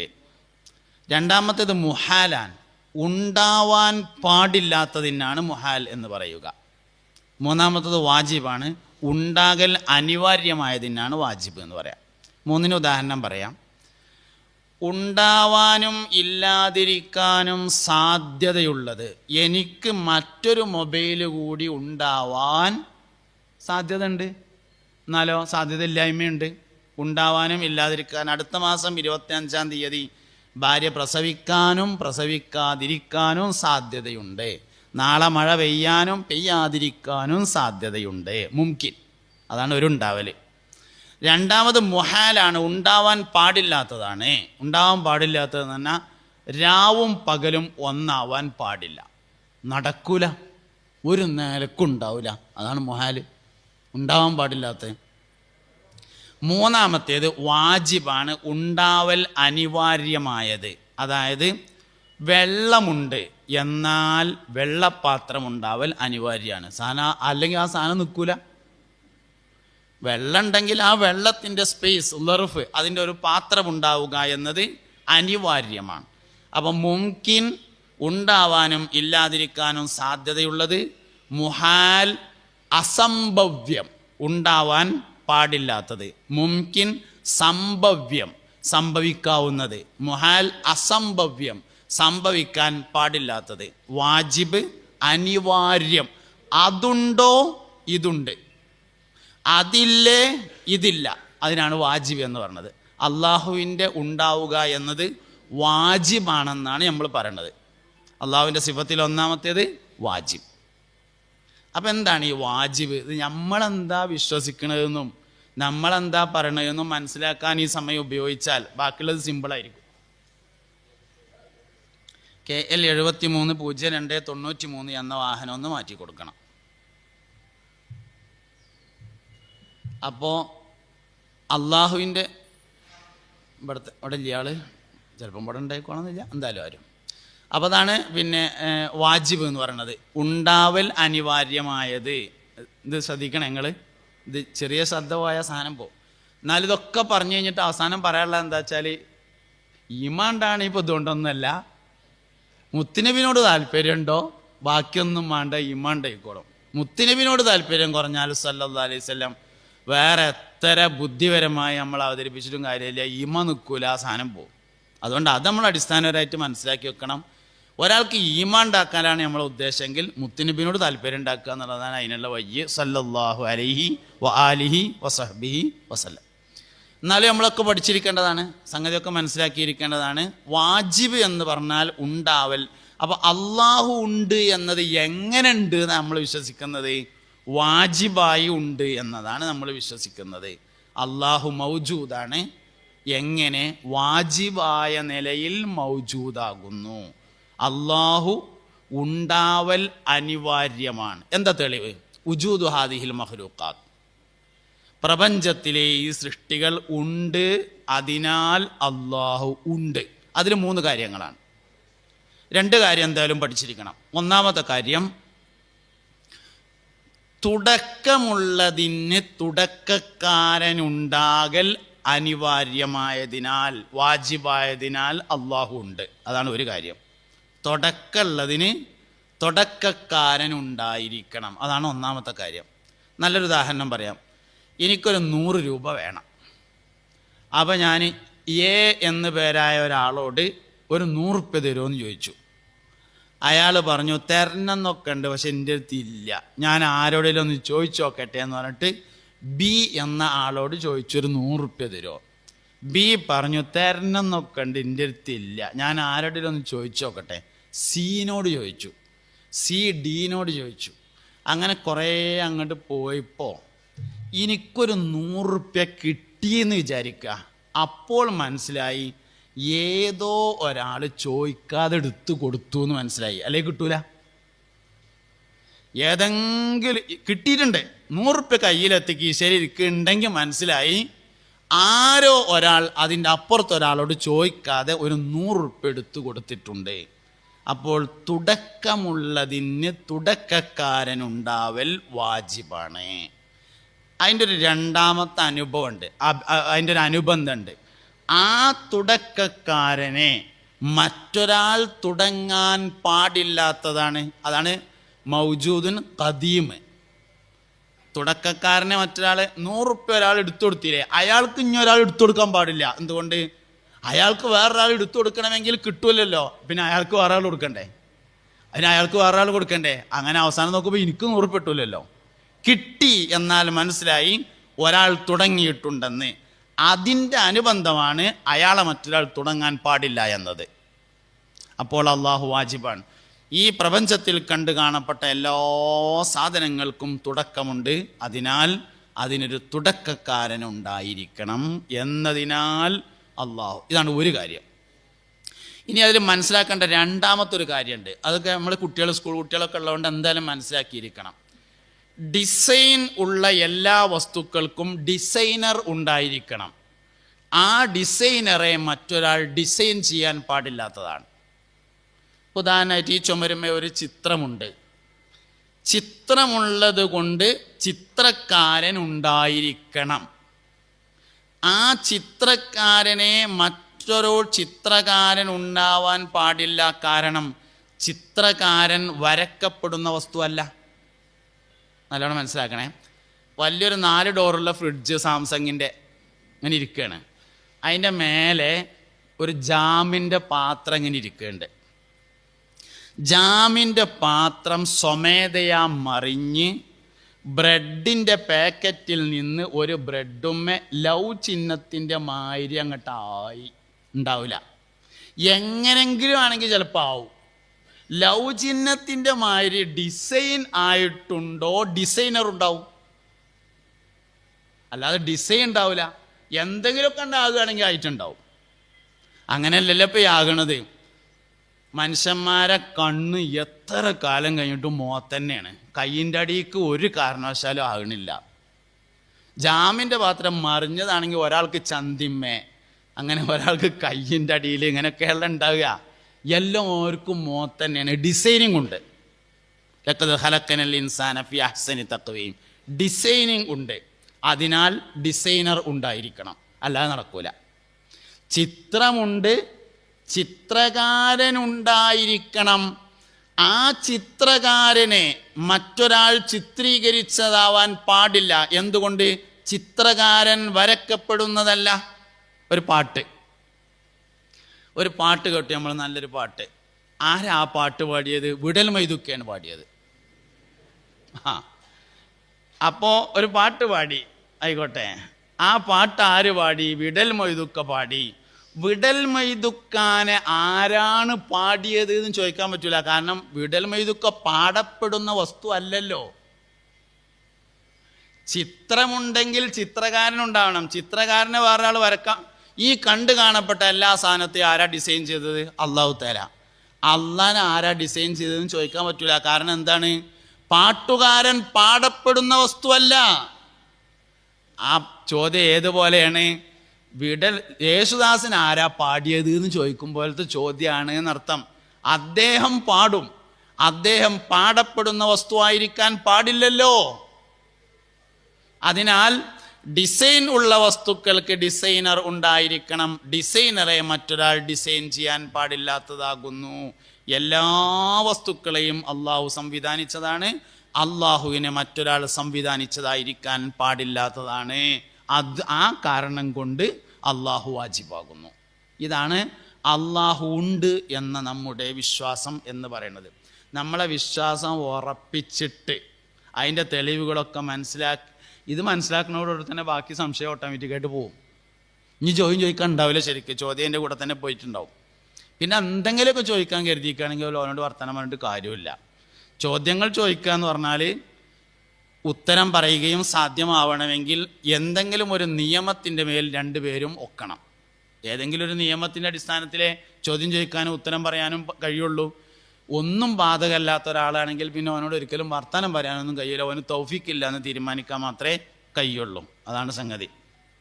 അപ്പോൾ അള്ളാഹുവിനെ കുറിച്ചുള്ള ഏറ്റവും പ്രധാനപ്പെട്ട കാര്യം എന്ന് പറഞ്ഞത് ഇതാണ്. ഇങ്ങനെ 4 പ്രധാനപ്പെട്ട വിഷയങ്ങൾ, അതിനെയാണ് നമ്മൾ ഇലാഹിയത്ത് എന്ന് പറയുന്നത്. ഇനി നിരീശ്വരവാദത്തിന് നേരെ ഓപ്പോസിറ്റാണ്.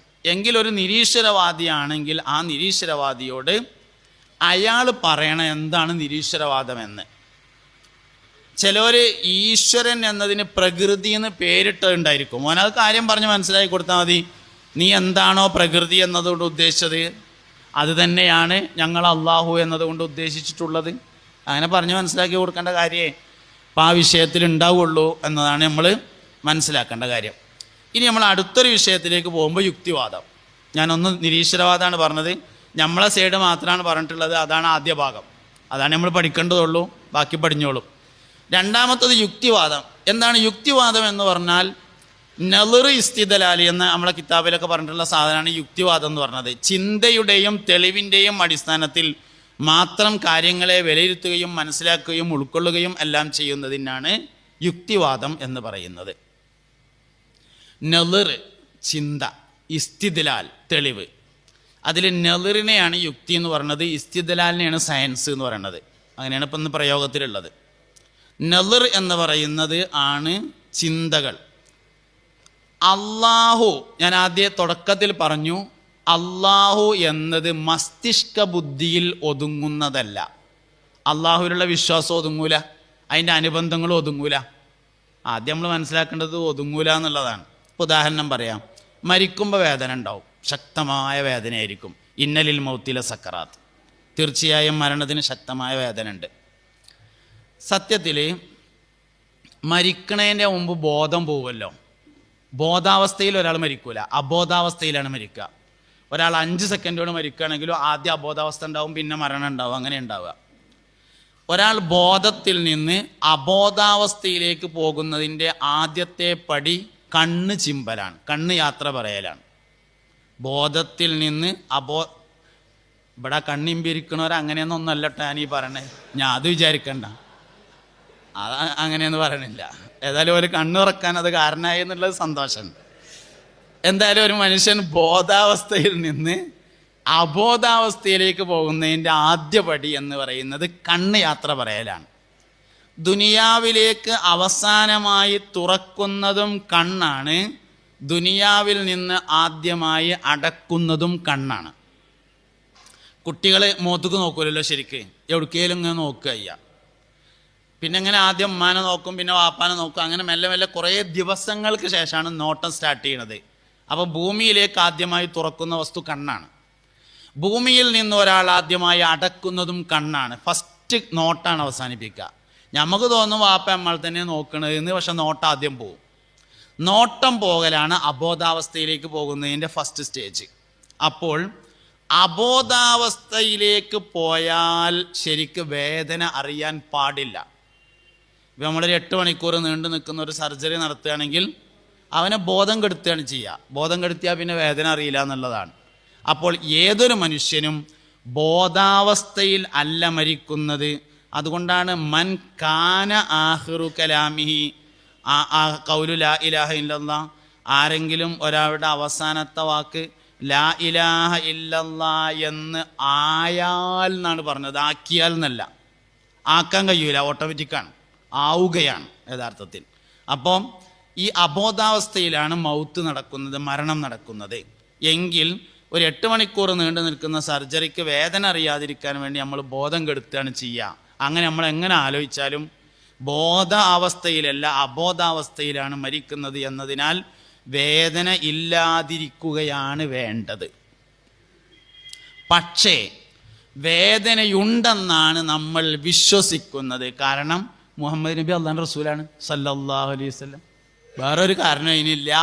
മുഹമ്മദ് നബി സല്ലല്ലാഹു അലൈഹി വസല്ലം മുഹമ്മദ് നബിയാണ് ബുദ്ധിയിൽ ഒതുങ്ങുക, ബാക്കിയൊക്കെ മുഹമ്മദ് നബിയിലാണ് ഒതുങ്ങുക സല്ലല്ലാഹു അലൈഹി വസല്ലം.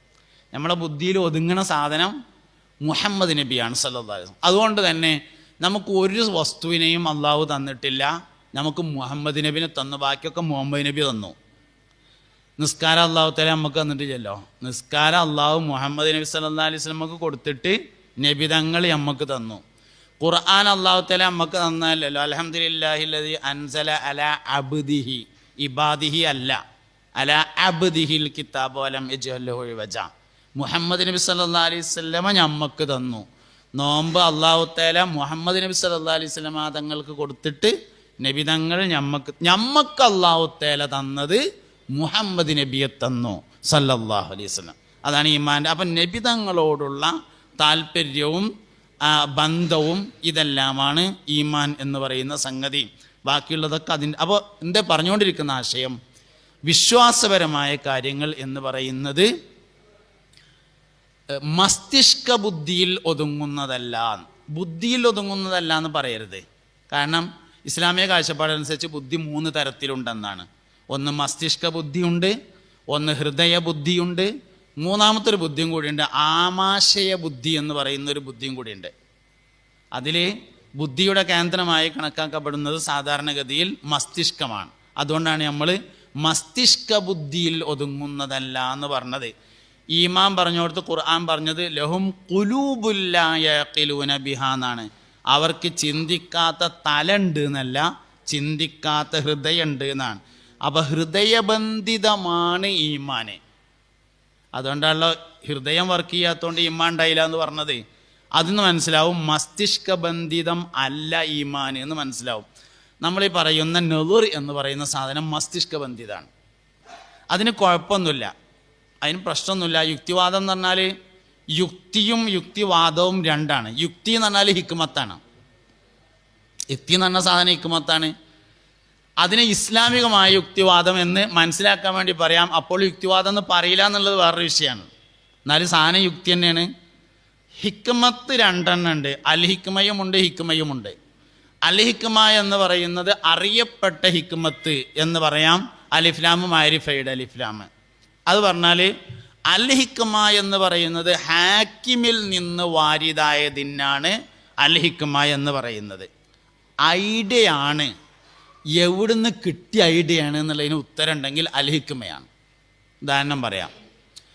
ഒരു കള്ളുടിയനെ കണ്ടു നമ്മൾ വിചാരിക്കുക, പക്ഷേ ഓനിപ്പോൾ എങ്ങനെയും ഒന്ന് വർത്താനം പറഞ്ഞ് നേരാക്കണമല്ലോ എന്ന് തോന്നി. ഒന്ന് വർത്താനം പറഞ്ഞാണ്ട് ഓനൊന്ന് നേരാക്കണമല്ലോ എന്ന് തോന്നി. അപ്പം നമുക്കിങ്ങനെ തോന്നി ഓ അമ്മാനെ പറ്റി പറഞ്ഞാൽ നേരാ പോയിക്കാരം എന്ന് തോന്നി. അങ്ങനെ നമ്മൾ ഉമ്മാനെ പറ്റി പറഞ്ഞു. അപ്പോൾ നേരായി. അപ്പോൾ ഉമ്മാനെ പറ്റി പറയാന്നുള്ളത് ഒരു ഐഡിയ ആണ്, ഒരു ഹിക്മത്താണ്. അപ്പോൾ ഒരു ചോദ്യം അങ്ങോട്ട് ചോദിക്കും, എനിക്ക് ഈ ഐഡിയ എവിടുന്ന് കിട്ടിയത്? അതിൽ നമ്മൾ പറഞ്ഞു, അതെ ഗൗസുല്ലാദം ഇങ്ങനെ യാത്ര പോകുമ്പോൾ കുറച്ച് കൊള്ളക്കാരെ കണ്ടേക്കിന് ഇമ്മാനെ പറഞ്ഞപ്പോൾ പോലും നേരായല്ല, ഇന്ന് കിട്ടിയതാണ് എന്ന് പറഞ്ഞാൽ അൽ ഹിക്മയാണ്. ഹാക്കിമിൽ നിന്ന് വാരിതാകുന്നതിനാണ് അൽ ഹിക്മ എന്ന് പറയുന്നത്. അതുകൊണ്ടാണ് ദഅവത്ത് നടത്താൻ പറഞ്ഞിട്ടുള്ളത്. ഉദു ഇലാ സബീലി റബ്ബിക ബി അൽ ഹിക്മത്തിയാണ് പറഞ്ഞത്, ബി ഹിക്മത്തി അല്ല. അപ്പം അതുകൊണ്ട് അതാണ്. ഇതിൽ നിന്ന് അലിഫ്ലാമിനെ നീക്കം ചെയ്തതാണ് ഹിക്മത്ത് എന്നത്. അതിന് നമ്മൾ ഐഡിയ എന്ന് പറയും. ചിലപ്പോൾ ശരിയാവും ചെയ്യും, ചിലപ്പോൾ ശരിയാവാതിരിക്കുകയും ചെയ്യും. രണ്ടും സംഭവിച്ചേക്കാം. ചിലപ്പോൾ ചക്കടുമ്പോൾ മുയൽ കിട്ടും, എന്നും ചക്കട്ടുമ്പോൾ മുയൽ കിട്ടിക്കോളണമെന്നില്ല. മുയൽ താഴെ ഉണ്ടെങ്കിലേ കിട്ടുള്ളൂ. അതാണ് സംഗതി. അപ്പോൾ ഹിക്മ ചിലപ്പോൾ നടന്നു എന്ന് വരും, അല്ലെങ്കിൽ നടക്കാതിരിക്കുകയും ചെയ്തേക്കാം. അതാണ് ഹിക്മ എന്ന് പറഞ്ഞത്. ഇത് മനസ്സിലായത് ഹിക്മത്തിന് 2 തലങ്ങളുണ്ട്. ഒന്ന് അസീസിയ ഹിക്മത്തും ഒന്ന് അലീമിയ ഹിക്മത്തും ഉണ്ട്. ഇതൊക്കെ ഈ പറഞ്ഞ യുക്തി തന്നെയാണ്. പക്ഷെ എന്തല്ല, വിമർശിക്കപ്പെടുന്ന യുക്തിവാദമല്ല. സാധനം ഇതൊക്കെ യുക്തി തന്നെയാണ്. ഹിക്മത്തിന് 2 തലമുണ്ട്. ഒന്ന് അസീസിയായ ഹിക്മത്തുണ്ട്, ഒന്ന് അലീമിയായ ഹിക്മത്തുണ്ട്. അസീസിയായ ഹിക്മത്ത് എന്ന് പറഞ്ഞത് യോഗ്യതയുടെ അടിസ്ഥാനത്തിൽ സംസാരിക്കുന്നതും അലീമിയായ ഹിക്മത്ത് എന്ന് പറയുന്നത് വിവരത്തിൻ്റെ അടിസ്ഥാനത്തിൽ സംസാരിക്കുന്നതുമാണ്. യോഗ്യതയുടെ അടിസ്ഥാനത്തിൽ സംസാരിക്കുക എന്ന് പറഞ്ഞാൽ ഒരു കാര്യം ഒരാൾ പറഞ്ഞു, ചില ആൾക്കാർ എന്തെങ്കിലും പറഞ്ഞാൽ നമുക്കത് കേൾക്കാൻ തോന്നും, അത് അനുസരിക്കാനായിട്ട് തോന്നും. എന്താ കാരണം? അതാണ് അസീസിയായ ഹിക്മത്ത് പറഞ്ഞത്. പഴയ കാലത്ത് നമ്മളൊക്കെ നാട്ടിൽ മൊല്ലാക്കാർ ഉണ്ടാവും. അപ്പോൾ മൊല്ലാക്ക പള്ളിയിൽ ബാങ്ക് കൊടുത്താണ്ട് അസ്രസ്കാരം കഴിഞ്ഞിട്ട് പേരേക്ക് ഇങ്ങനെ പോകുമ്പോൾ പീഡിയക്കൊലയുമേ ഇരിക്കുന്ന ആൾക്കാർക്ക് നീച്ചിക്കാൻ അങ്ങോട്ട് തോന്നും. അതെന്താ കാരണം? അത് മൊല്ലാക്കാക്ക് അലിക്കുമുണ്ട് എന്നുള്ളതാണ് കാരണം. യോഗ്യതയുണ്ട്, അസീസിയത്ത്. ഇതാണ് യോഗ്യതയുടെ അടിസ്ഥാനത്തിലുള്ള സംസാരം എന്ന് പറയുന്നത്. രണ്ടാമത്തത് അലീമിയായതാണ്. വിവരത്തിൻ്റെ അടിസ്ഥാനത്തിൽ പറയാന്ന് പറഞ്ഞാൽ കാര്യങ്ങൾ, കാരണങ്ങൾ, അവ തമ്മിലുള്ള ബന്ധങ്ങൾ, ഇല്ലത്തുകൾ, ഹീലത്തുകൾ എല്ലാം പറഞ്ഞുകൊണ്ട് വിഷയത്തെ ബോധിപ്പിച്ച് കൊടുക്കുന്നതിനാണ് അലീമിയ ഹിക്മത്ത്. പറഞ്ഞ് മനസ്സിലാവുകയാണ് പറഞ്ഞു അറിയില്ലേ, ആണ് അസീസിയായത്. അല്ല, അലീമിയായത് വിവരത്തിൻ്റെ അടിസ്ഥാനത്തിൽ, മറ്റേത് യോഗ്യതയുടെ അടിസ്ഥാനത്തിൽ. യോഗ്യതയുടെ അടിസ്ഥാനത്തിലാണെങ്കിൽ തോനെ വർത്താനൊന്നും വേണ്ടി വരില്ല. ചില ആൾക്കാർ ഇങ്ങനെ എന്തെങ്കിലും ഒന്ന് പറഞ്ഞു കിട്ടിയാൽ മതി എന്ന് എഴുതിയിട്ട് നമ്മൾ ചെവിയൊക്കെ കൂർപ്പിച്ചിട്ട് ഇങ്ങനെ നിൽക്കും. അത് യോഗ്യതയുടെ അടിസ്ഥാനത്തിൽ പറയുമ്പോഴാണ്. മറ്റേത് ഇങ്ങനെ പറഞ്ഞു കേട്ടതിന് ശേഷം പോകുമ്പോൾ ഇവർ കുറേ എന്തൊക്കെ പറഞ്ഞു എന്നല്ലാതെ നമുക്കൊന്നും തിരിഞ്ഞില്ല അറിയും. അങ്ങനെയുണ്ട് സംഗതി. അപ്പോൾ ഇത് രണ്ടുമാണ് സംഗതി. ഇത് രണ്ടും മംദൂഹാണ്. അതായത് യുക്തിയിൽ രണ്ടെണ്ണം ഉണ്ട്, മംദൂഹമുണ്ട് മദ്മൂമും ഉണ്ട്. ഹുജ്ജത്തുൽ ഇസ്ലാം അബൂ ഹാമിദ് അൽ ഗസാലി റളിയല്ലാഹു അൻഹു തൻ്റെ ബുദ്ധിയെ ഉപയോഗപ്പെടുത്തി വളരെയധികം ചിന്തിക്കുകയും അതിനനുസരിച്ച് വളരെയധികം തത്വങ്ങൾ പറയുകയും ചെയ്ത ആളാണ്. അതും യുക്തി തന്നെയാണ്, പക്ഷെ മംദൂഹാണ്, സ്തുതിക്കപ്പെടുന്നതാണ്. അതിൻ്റെ ഒരു ഗുണം, അതിൻ്റെ ഒരു പ്രത്യേകത എന്താ വെച്ചാൽ ഹിക്മത്ത് നമുക്ക് പറയാം, പക്ഷെ അത് ഈമാനല്ല. ഹബീബിങ്ങളെ ഉദാഹരണം പറയാം. മൂത്രത്തിൽ തുപ്പരുതേ, എന്തേ? പല്ല് മഞ്ഞ നിറമാകും. അതിൻ്റെ ഹിക്മത്താണ്. പല്ല് മഞ്ഞ നിറം ആവൂല എന്ന് വിചാരിക്കുക, എന്നാൽ തുപ്പാൻ പാടുണ്ടോ? ഇല്ല, അത് വേറെ സാധനമാണ്. പറഞ്ഞൊക്കെ നമ്മക്ക് എന്നേ ഉള്ളൂ. ഒത്തിയില്ലെങ്കിലും തുപ്പാൻ പാടില്ല എന്നുള്ളതിൽ തർക്കമൊന്നുമില്ല. അതാണ് അതിൻ്റെ ഒരു പ്രത്യേകത എന്ന് പറഞ്ഞത്. ഇതാണ് മംദൂഹ്. സാധനം നമുക്ക് ഇങ്ങനെയൊക്കെയാണ്. നബി സല്ലല്ലാഹു അലൈഹി വസല്ലം തങ്ങൾ ഇപ്പം എന്താ സുബഹിൻ്റെ മുമ്പ് ജനിച്ചത്? സുബഹിക്കരിച്ചിട്ടാണെങ്കിൽ അബ്ദുൽ മുത്തലിബിനോട് പറയാൻ പോകാൻ വെളിച്ചം ഉണ്ടാവും, സൗകര്യമാവില്ലേ എന്ന് നമുക്കങ്ങനെ തോന്നുകയാണ്. അപ്പം നമ്മളിങ്ങനെ ആലോചിച്ചപ്പോൾ കിട്ടിയ അത് ഫജ്ർ, പിന്നെ അതായത് ഫജ്ർ സ്വാദിക്ക് വെളിവാകുന്നതിൻ്റെ മുമ്പ് തന്നെ ഒരു പ്രകാശമുണ്ടാവും. ആ പ്രകാശം കൂടി കിട്ടിക്കോട്ടെ എന്ന് കരുതിയിട്ടായിരിക്കാം എന്ന് പറഞ്ഞോക്കണേന് കുഴപ്പമൊന്നുമില്ല. ആണെങ്കിലും അല്ലെങ്കിലും നബിതങ്ങൾ ജനിച്ച് തിങ്കളാഴ്ച സുബഹിയോട് അടുത്ത സമയം തന്നെ ആകുന്നു എന്നുള്ളിടത്തേക്ക് എത്തണം. ഇതാണ് മംദൂഹ്. നമ്മൾ എല്ലാ കാര്യങ്ങൾക്കും ഇങ്ങനെ നമ്മൾ പറയലുണ്ട്.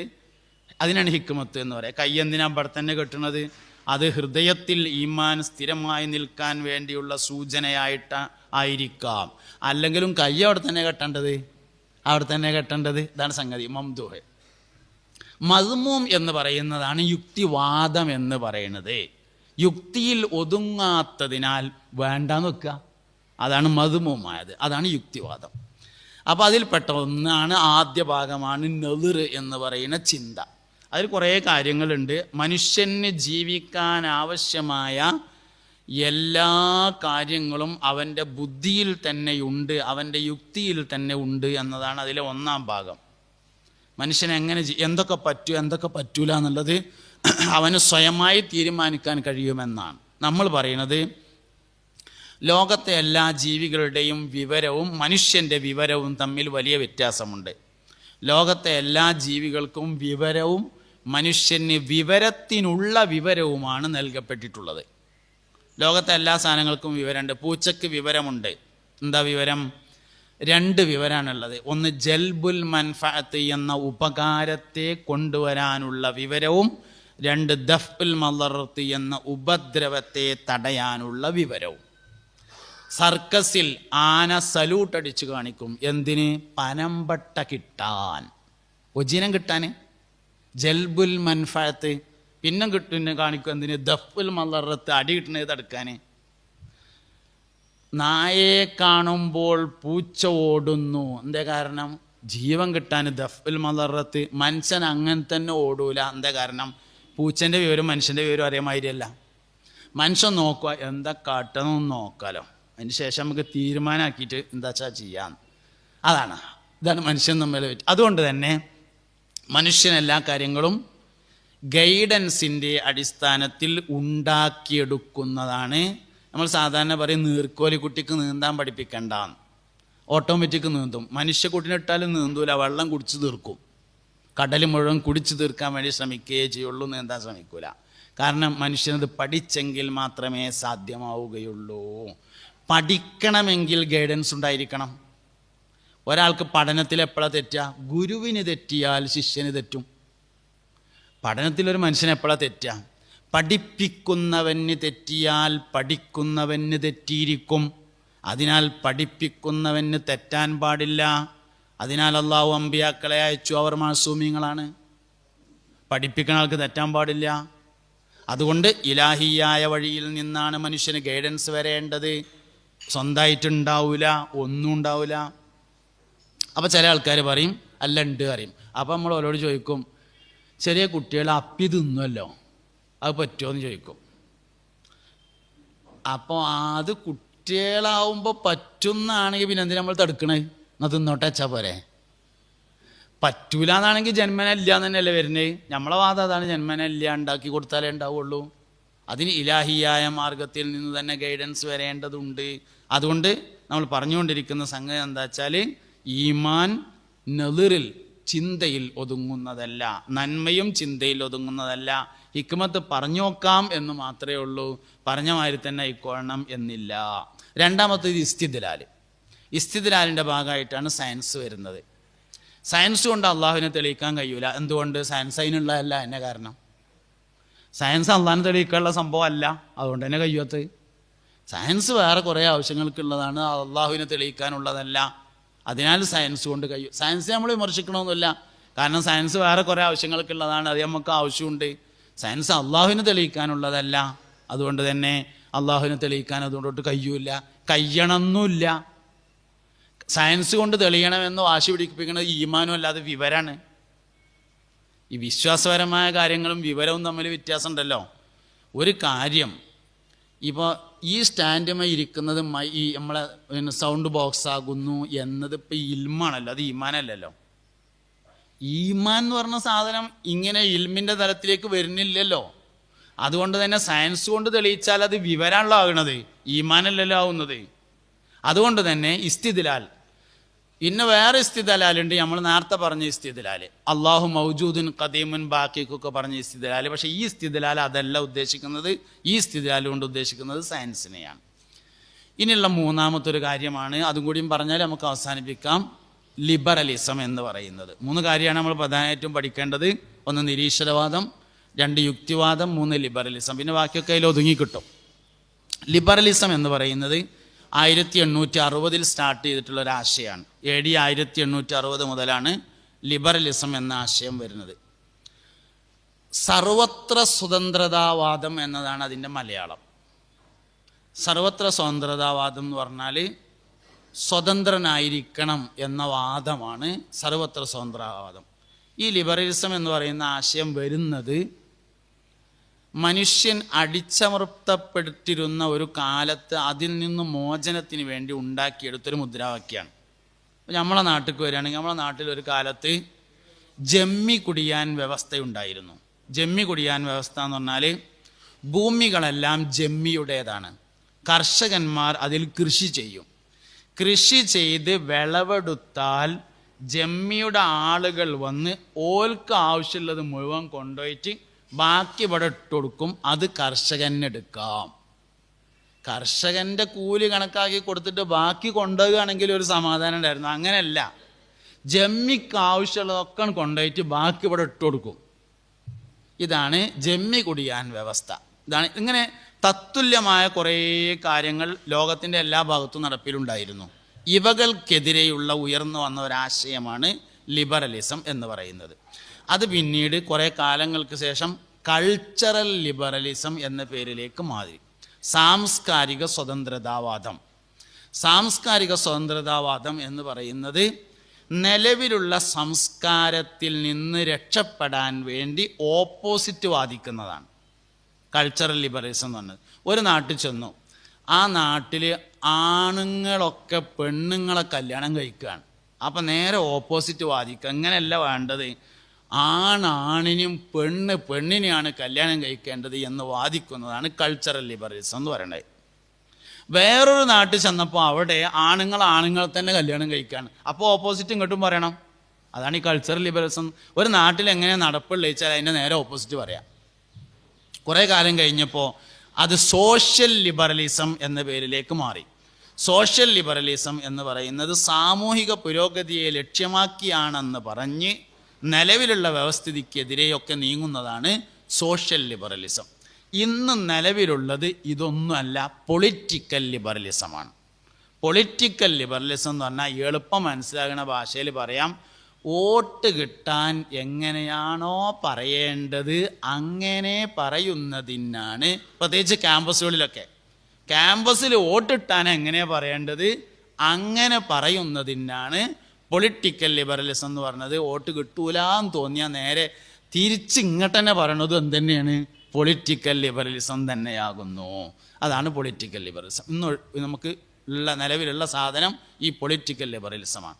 പക്ഷെ എന്തുണ്ടായി എന്ന് ചോദിച്ചാൽ, പൊളിറ്റിക്കൽ ലിബറലിസം ചില ആളുകളെ സ്വാധീനിച്ചതിനാൽ തോന്നിയ മാതിരിയൊക്കെ വാദിക്കുന്ന തരത്തിലേക്ക് ഇന്ന് സാഹചര്യം മാറിയതിൽ നിന്നാണ് സ്ത്രീ പക്ഷപാതം തുടങ്ങിയ സംഗതികളൊക്കെ ഉയർന്നു വന്നിട്ടുള്ളത് എന്ന് മനസ്സിലാക്കാം. ഇവിടെ വളരെ പ്രധാനപ്പെട്ട ഒരു ചർച്ചാ വിഷയമാണ് ഇസ്ലാമിലെ സ്ത്രീ. ഇസ്ലാമിലെ സ്ത്രീയാണ് ഇപ്പോൾ ഇതിൽ പ്രധാനമായിട്ടും ചർച്ചയ്ക്ക് വരിക. ഇസ്ലാമിലെ പുരുഷനും ഒരു ചർച്ചാ വിഷയം തന്നെയാണ്, പക്ഷെ അതാരും ചർച്ച ചെയ്യലില്ല എന്ന് മാത്രം. ഇസ്ലാമിലെ നിയമങ്ങൾ എന്ന് പറയുന്നത് പ്രധാനമായിട്ടും 4 എണ്ണമാണ്. ഒന്ന് ഇബാദാത്തുകൾ, പിന്നെ രണ്ടാമത്തത് മുആമലാത്തുകൾ, ഇടപാടുകൾ, രണ്ടാമത്തത്. മൂന്നാമത്തത് മുനാക്കഹാത്ത്, കെട്ടുബന്ധങ്ങൾ. നാലാമത്തത് ജിനായാത്ത് എന്ന് പറയുന്ന നിയമങ്ങൾ, വ്യവസ്ഥകൾ, കോടതിയിൽ നടക്കുന്ന വ്യവഹാരങ്ങൾ. ഇങ്ങനെ 4 നിയമങ്ങളാണ് ഇസ്ലാമിലുള്ളത്. ഒന്ന് ഇബാദാത്ത്, 2 മുആമലാത്ത്, 3 മുനാക്കഹാത്ത്, 4 ജിനായാത്ത്. ഇതിൽ നമ്മൾ ഒന്ന് ഒഴിഞ്ഞിരുന്നിട്ട് ആണും പെണ്ണും വ്യത്യാസമായി വരുന്നത് എവിടെയൊക്കെയെന്നൊന്ന് പരിശോധിച്ച് നോക്കണം. അങ്ങനെ പരിശോധിച്ചാൽ നമുക്ക് മാക്സിമം 15 എണ്ണാൻ കിട്ടും. അധികം നമ്മളെ എണ്ണയിൽ 10 നിൽക്കും. കുറച്ച് കാര്യങ്ങളാണ് ഉണ്ടാകുക. ഒന്ന്, ഇമാമുക്കവന് പെണ്ണിന് പറ്റണില്ല, ആണ് വേണം. നിക്കാഹിൻ്റെ വലിയാകാൻ ആണ് വേണം. ഖാദിയാകാൻ ആണ് വേണം. ഇങ്ങനെ കുറച്ച് കാര്യങ്ങൾ ഇങ്ങനെ ഒരു 10-15 ഇരിക്കണത് പെണ്ണാണ്, ആണ് ഇരിക്കണില്ല. ഇങ്ങനെ കുറച്ച് സാധനങ്ങൾ ഇങ്ങനെ കിട്ടും. രണ്ടാമത് വേണ്ടത് എന്താ വെച്ചാൽ ഇതിൽ നിരുപാധികം ഏതാണെന്ന് നോക്കണം. ഇപ്പം ഇമാമുക്കാൻ ആണാ വേണ്ടത്, പക്ഷെ നിരുപാധികമല്ല. പെണ്ണിന് ഇമാമുക്കാൻ വരുന്ന സമയമുണ്ട്, നിരുപാധികമല്ല. അങ്ങനെ നിരുപാധികമുള്ളത് അല്ല, ഉപാധികളോടെ പറ്റുന്നതൊക്കെ വെട്ടിയാൽ അവസാനം ഒരു 4 കാര്യം 5 കാര്യം കിട്ടും. ഒരു 5 കാര്യങ്ങൾ കിട്ടും. ഒന്ന്, ഇരിക്കാൻ പെണ്ണിനെ പറ്റുള്ളൂ. എന്താ കാരണം? ഗർഭപാത്രം ഓക്കാണുള്ളത്, എല്ലാവർക്കും മനസ്സിലാവുന്ന കാര്യമല്ലേ ഉള്ളത്. ഗർഭപാത്രം ഒഴിവായോ എന്നറിയാൻ വേണ്ടിയിട്ടാണല്ലോ ഇപ്പോൾ ഇരിക്കണത്. അത് ഓക്കാണുള്ളത്, പിന്നെ ഇപ്പം എന്താ കാട്ടുക? ഒരു രക്ഷയില്ലല്ലോ അപ്പം അതിന്, എല്ലാവർക്കും മനസ്സിലാവുന്ന കാര്യമുള്ളൂ അത്. പക്ഷെ അവിടെ എന്തുണ്ട് വെച്ചാൽ ഗർഭപാത്രം ഒഴിവാകാൻ വേണ്ടി എന്നത് ഹിക്മത്താണ്. പുതിയ ടെസ്റ്റുകളും കാര്യങ്ങളൊക്കെ വന്നിട്ടുണ്ട്. ഒരാൾ പിന്നെ സ്കാൻ ചെയ്ത് നോക്കി, അല്ലെങ്കിൽ പിന്നെ പ്രഗ്നൻസി ടെസ്റ്റ് നടത്തി നോക്കിയിട്ട് ഇല്ല എന്ന് ഉറപ്പ് വരുത്തിയാൽ പിന്നെ ഇരിക്കണ്ടയോ എന്ന് ചോദിച്ചു കഴിഞ്ഞാൽ അതതിൻ്റെ ഹിക്മത്താണ്. ആ ഹിക്മത്ത് ഉണ്ടായാലും ഇരിക്കണം, ഹിക്മത്ത് ഉണ്ടായില്ലെങ്കിലും ഇരിക്കണം. അതാണ് നമ്മൾ ആദ്യം പറഞ്ഞത്. ആ ഹിക്മത്ത് പിന്നെ ഇതാണല്ലോ. അപ്പോൾ അതുകൊണ്ട് അതില്ലാത്തതിനാൽ ഇരിക്കേണ്ടതില്ല എന്ന് പറയുന്നതാണ് മദ്മൂമായ യുക്തിവാദം എന്ന് പറയുന്നത്. മറ്റേത് മംദൂഹാണ്, നമുക്ക് ആലോചിക്കുന്നതിന് കുഴപ്പമൊന്നുമില്ല എന്നതാണ് മംദൂഹായ സംഗതി. അപ്പോൾ അതുകൊണ്ട് പിന്നെ ഇങ്ങനെ ഒന്ന് അതായിരിക്കും ഇങ്ങനെ ഓരോ കാര്യങ്ങൾ. ഇപ്പോൾ ഈ ഇതുണ്ടല്ലോ, ബഹുഭാര്യത്വം. പുരുഷന്മാർക്ക് ബഹുഭാര്യത്വം പറ്റും, ബഹുഭർത്തൃത്വം പറ്റൂല. അപ്പോൾ അതിൽ വ്യത്യാസമുണ്ട്. എന്തുകൊണ്ട്? അത് വളരെ സിമ്പിളാണ് അതിൻ്റെ ഉത്തരം. ഒരു പെണ്ണിന് പരമാവധി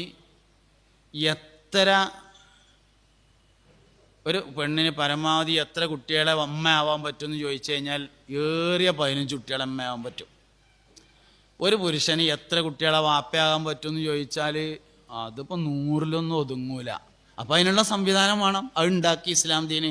പക്ഷേ അങ്ങനെ കയറൂരി വിട്ടാൽ പറ്റൂലല്ലോ എന്നുള്ളതുകൊണ്ട് 4 ഒതുക്കി. ഇതാണ് ഇപ്പോൾ ചെയ്തിട്ടുള്ളത്. സംഭവം പറഞ്ഞാൽ എല്ലാവർക്കും മനസ്സിലാകുന്നതിനുള്ള സംഗതി അങ്ങനെ തന്നെയാണല്ലോ ഉള്ളത്. നടക്കാത്ത കേസിന് പിന്നെ നടക്കൂല എന്ന് പറയല്ലാതെ ഇസ്ലാം നടക്കുന്നുണ്ട് കാര്യമുണ്ടോ? ഒരു പെണ്ണിന് പരമാവധി പോയാൽ ഒരു 20 കുട്ടികളെ അമ്മ അവനെ കഴിയുള്ളൂ. അതിന് ഒരാളെന്നെ ഇഷ്ടം പോലെ. നേരെ മറിച്ച് ആണിന് അങ്ങനെയല്ല, ഒരു 100 കുട്ടികളെങ്കിലും വാപ്പയാവാൻ വേണ്ടി കയ്യെങ്കിൽ ഓന് കെട്ടാൻ തന്നെ പറഞ്ഞിട്ടുള്ളൂ. അല്ലാതെ ബാഅത്ത് എന്ന് പറഞ്ഞാൽ ഭക്ഷണം എന്ന് മാത്രമൊന്നല്ല. മനിസ്താമിൻകുമൽ ബാഅത്ത എന്ന് പറഞ്ഞത് ജിമായിൻ്റെ തോക്കത്തയിൽ ഉൾപ്പെടും. ബാഅത്ത് എന്ന് പറഞ്ഞാൽ സ്ത്രീകൾക്ക് ചെയ്തു കൊടുക്കേണ്ട എന്തെല്ലാം കാര്യങ്ങളുണ്ടോ അത് മുഴുവൻ ബാഅത്ത് തന്നെയാണ്. അല്ലാതെ ആഴ്ചയിൽ ഒരു ഇറച്ചി വാങ്ങി കൊടുക്കുക, ഇടയ്ക്ക് കുറച്ച് വെളിച്ചെണ്ണ കൊണ്ട് കൊടുക്കുക എന്നൊന്നുമല്ല. ബാഅത്തിൽ ഈ പറഞ്ഞ മുഴുവൻ സാധനങ്ങളും ഉൾപ്പെടും. അപ്പം അത് കയ്യെങ്കിലാണല്ലോ ഈ പറഞ്ഞിട്ടുള്ളത്. അപ്പോൾ ഓരോ വിഷയവും നമ്മൾ പഠിക്കുമ്പോൾ ആ വിഷയത്തിൽ എന്താണ് നമ്മുടെ പക്ഷം എന്നുള്ളത് ആദ്യം പഠിച്ചു കഴിഞ്ഞാൽ ബാക്കി ഒക്കെ ഓട്ടോമാറ്റിക്കായിട്ട് നമുക്ക് ക്ലിയർ ചെയ്യാൻ വേണ്ടി പറ്റും. അപ്പോൾ എല്ലാ വിഷയങ്ങളിലും അങ്ങനെയാണ് നമ്മൾ ചെയ്യേണ്ടത്. അപ്പം ഇങ്ങനെ നമ്മൾ കീറി മുറിച്ച് നോക്കിയാൽ ആകെ 5 കാര്യങ്ങളാണ് വരിക.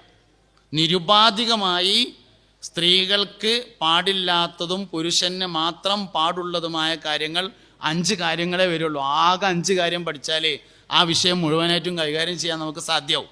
പക്ഷെ എന്ത് വേണമെച്ചാൽ ഒഴിഞ്ഞിരിക്കുമ്പോൾ അങ്ങനെയൊക്കെ ഒന്ന് വായിക്കാനും ഒന്ന് പഠിക്കാനും ഒന്ന് കണ്ടെത്താനും നമ്മൾ തയ്യാറാവണം. സിമ്പിളാണ് സംഗതി, ഒന്ന് മെനക്കെട്ടാൽ മതി എന്ന് മാത്രം, അത്രയേ ഉള്ളൂ. കാരണം നമുക്ക് ഇലാഹിയായ ഒരു തൗഫീഖ് എന്തായാലും ഉണ്ടായിരിക്കും. അപ്പോൾ അതുകൊണ്ട് ഉസ്താമാരൊന്ന് ഇറങ്ങിത്തിരിക്കുകയാണെങ്കിൽ നമുക്കെല്ലാവർക്കും പരിശുദ്ധമായ ദീനുൽ ഇസ്ലാമിൻ്റെ സുന്ദര രൂപത്തെ ആളുകൾക്ക് എത്തിച്ചു കൊടുക്കാൻ വളരെ വേഗത്തിൽ സാധ്യമാവും. ഇതൊക്കെ നമ്മൾ പറയുമ്പോഴും പഠിക്കണം, ചിന്തിക്കണം, മനസ്സിലാക്കണം, വായിക്കണം ഒക്കെ ആണെങ്കിലും ഈമാൻ അവസാനം ചെന്നിക്കുക മുത്തുനബിനോടുള്ള താല്പര്യത്തിൽ തന്നെയാണ്. അതുകൊണ്ട് മഹല്ലിലൊക്കെ നമ്മൾ പ്രവർത്തിക്കുമ്പോൾ ആ മഹല്ലത്തേർക്ക് പൊന്നാര നബിയോട് എത്ര ഇഷ്ടമുണ്ടോ അതന്നെയാണ് ഓലെ ഈമാൻ്റെ അസ്ല് എന്ന് പറയുന്നത്. അതുകൊണ്ട് നല്ലോണം മധുഹുൻ നബി സംസാരിച്ചിട്ട് ആൾക്കാർക്ക് പുന്നാര നബിയോടുള്ള ഇഷ്ടം ഉണ്ടാക്കി തീർക്കുക. ബാക്കി ഓട്ടോമാറ്റിക് വരും. അള്ളാഹു റബ്ബുൽ ഇസ്സത്ത് തൗഫീഖ് നൽകി അനുഗ്രഹിക്കട്ടെ, നമ്മളെല്ലാവരെയും സാലിഹീങ്ങളിൽ ചേർക്കട്ടെ. ഈ ഒരുമിച്ച് കൂടൽ അവൻ ഇഷ്ടപ്പെടുന്ന ഒരു സാലിഹായ അമലായി നമ്മിൽ നിന്നും കബൂൽ ചെയ്യട്ടെ. അല്ലാഹുമ്മ ജഅൽ ജംഅനാ ഹാദാ ജംഅൻ മർഹൂമ വതഫറഖനാ മിൻ ബഅദിഹി തഫറഖൻ മഅസൂമ വലാ തജഅൽ മിന്നാ വലാ ഫീനാ വലാ മാനാ ശഖിയ്യൻ വലാ മത്റൂദൻ വലാ മഹ്റൂമ സുബ്ഹാനക അല്ലാഹുമ്മ ബിഹംദിക അഷ്ഹദു അൻ ലാ ഇലാഹ ഇല്ലാ അൻത അസ്തഗ്ഫിറുക വഅതൂബു ഇലൈക് വസല്ലല്ലാഹു തആല വസല്ലമ അലാ ഖൈരി ഖൽഖിഹി സയ്യിദിനാ മുഹമ്മദിൻ വആലിഹി വസഹ്ബിഹി അജ്മഈൻ വൽഹംദുലില്ലാഹി റബ്ബിൽ ആലമീൻ. ഊസിക്കും ബിദ്ദുആ. അസ്സലാമു അലൈക്കും വറഹ്മത്തുള്ളാഹി വബറകാതുഹു.